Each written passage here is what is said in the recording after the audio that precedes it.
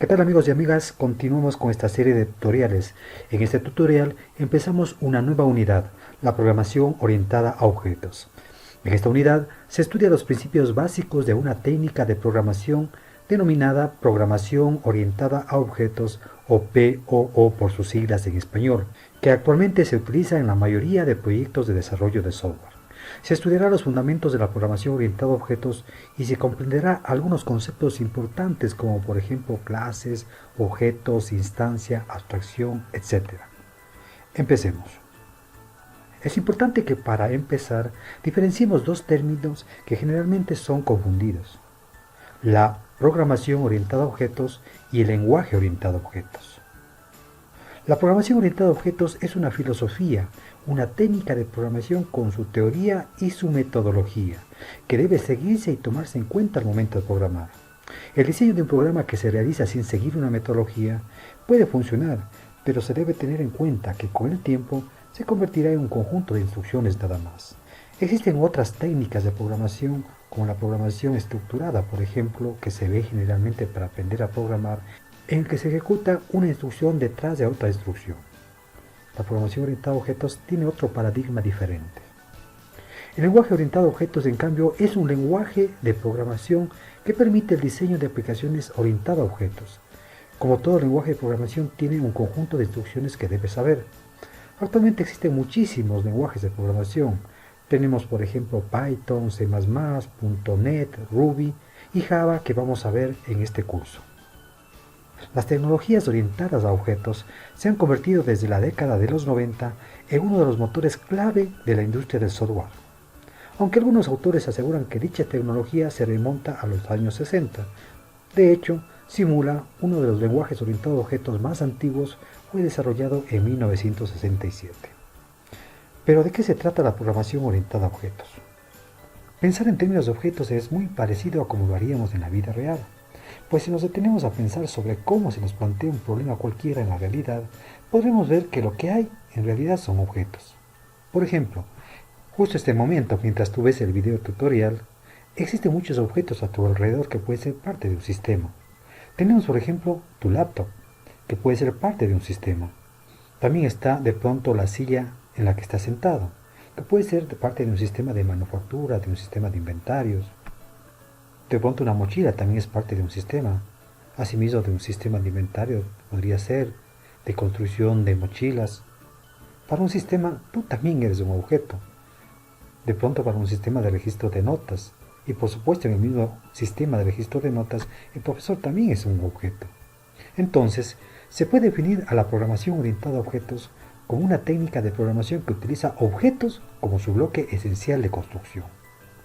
Dado que la programación orientada a objetos se basa en la idea natural de la existencia de un mundo lleno de objetos y que la resolución del problema se realiza en términos de objetos, es un tipo de programación más cercana al razonamiento humano. Pero entendamos ahora qué son los objetos. Para entender los objetos vamos a ponerle de ejemplo al computador. En el mundo real una computadora está compuesta internamente por varios componentes. Tenemos el mainboard, la memoria, tenemos el procesador, tenemos el disco duro, y el trabajo en conjunto de todos estos componentes hace operar a una computadora. Si uno de estos componentes falla, posiblemente el computador no funcione adecuadamente. Tenemos también otro ejemplo, el ser humano. Cualquiera de nosotros podría ser descompuesto en una serie de objetos que forman parte de sistemas y que colaboran entre sí para llevar a cabo una vida humana. En la programación orientada a objetos también se trabaja de esta manera. Todo el programa está construido en base a diferentes componentes, que son los objetos. Cada uno tiene un rol específico en el programa y todos los componentes pueden comunicarse entre ellos de formas predefinidas. Tenemos, por ejemplo, un sistema de registro de notas, en el que está formado por el objeto estudiante, el objeto profesor, el objeto materia. Estos objetos deben trabajar conjuntamente para obtener un sistema de registro de notas. Los objetos del mundo real es cualquier cosa que vemos a nuestro alrededor. Por ejemplo, un coche. Todo objeto del mundo real tiene dos componentes, características y comportamiento. Analicemos el ejemplo del coche. Las características del coche pueden ser el color, la marca, el cilindraje, la placa. Y el comportamiento es, en cambio, lo que puedo hacer o puede hacer el objeto. Por ejemplo, puedo manejar, puedo pintarle, puedo estacionar. Todo lo que yo puedo hacer o puede hacer el objeto es el comportamiento. Otro objeto, el alumno.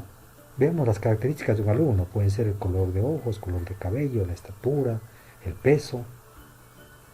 Y el comportamiento, ¿qué es lo que puede hacer el estudiante? Puede jugar, puede estudiar, puede descansar. Otro ejemplo, la mochila. Características pueden ser los colores, puede ser la capacidad, puede ser si tiene botones o no tiene botones, tiene un cierre. Y el comportamiento, ¿qué es lo que puedo hacer en la mochila? Puedo guardar ropa, puedo guardar cuadernos, puedo cargarla. Los objetos en la programación orientada a objetos, al igual que los objetos del mundo real, también tienen características y comportamientos. Un objeto en la programación orientada a objetos mantiene sus características en lo que se conoce como variables. Algunos le dicen atributos o también propiedades. Ahí están entonces las características de un objeto. Y en cambio el comportamiento se le conoce como métodos. Dentro de la programación orientada a objetos, un objeto es cualquier cosa real o abstracta, acerca de la cual almacenamos datos, que son los atributos y los métodos que controlan dichos datos. Real, por ejemplo, un alumno, que existe físicamente. Abstracto, por ejemplo, una materia que no existe físicamente, sin embargo, sí se lo puede utilizar en un sistema. Por poner otro ejemplo, vamos a ver cómo modelizaríamos en un esquema de programación orientada a objetos una fracción. Es decir, esa estructura matemática que tiene un numerador y un denominador que divide al numerador. Por ejemplo, 5/6. La fracción será el objeto y tendrá dos propiedades: el numerador y el denominador. ¿Qué es lo que puedo hacer con este objeto? Son los métodos. Puedo simplificar, puedo sumar, puedo restar, puedo multiplicar. La acción de encontrar cuáles son las propiedades y los métodos que van a ser parte de un sistema se conoce como la abstracción. Pero ¿de dónde vienen los objetos? Los objetos vienen de las famosas clases. Tal como vemos en el dibujo, la clase es una especie de molde o plantilla del cual vamos a sacar un objeto. Como en este caso el molde de la galleta, yo puedo sacar varios objetos que pueden ser de diferentes sabores. Yo puedo sacar una galleta de vainilla, puedo sacar una galleta de chocolate, pero sigue siendo del mismo molde. Ese molde se conoce como clase. Entonces una clase es una especie de molde o plantilla del cual podemos extraer objetos que tendrán por supuesto la forma del molde, pero que serán distintos unos de otros con su propia identidad, como pusimos en el ejemplo el sabor. Podemos decir también que una clase es una descripción de una familia de objetos que tienen la misma estructura, es decir, los atributos, y el mismo comportamiento, es decir, los métodos. Veamos otro término muy utilizado en la programación orientada a objetos, que es instanciar objetos. Sabemos que los objetos se crean a partir de una clase, es decir, son ejemplares de una clase cualquiera. Esta acción de crear un objeto a partir de una clase se llama instanciar. El momento que yo estoy creando un objeto de la clase, un objeto de esa plantilla, estoy instanciando. Hemos visto entonces los siguientes términos que tienes que recordar: una clase, un objeto, instanciar y la abstracción.